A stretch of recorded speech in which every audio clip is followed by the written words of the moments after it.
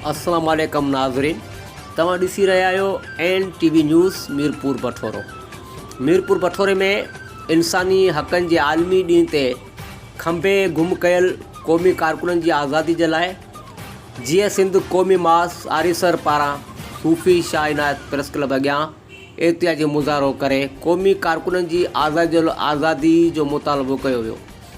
इन मौक़े ते जसकम आरीसर जे अॻवान अब्दुल गफ़ूर चांग, मोहम्मद ख़ान शोरो, अब्दुल करीम शोरो, जसकम बशीर ख़ान जे, बाबू ओस्मान मेमण, गुड्डू शाहनवाज़ मेमण, जीए सिंध फ्रंट जो कादिर बेश्क ज़ौर, जीए सिंध इताद इमाम बेश खातकेली ऐं ॿियनि अॻवाननि चयो त इंसानी हक़नि जे ॾींहं जे मौक़े ते सिंध जा केतिरा ई क़ौमी कारकुन ऐं गोल्ड मेडल शागिर्द क़ौमी कारकुन रियासती अदारनि जे क़ैद में आहिनि।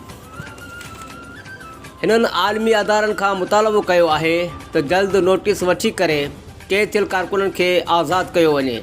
रिपोर्टर नज़र अली मेमण, NTV न्यूज़ मीरपुर बठोरो।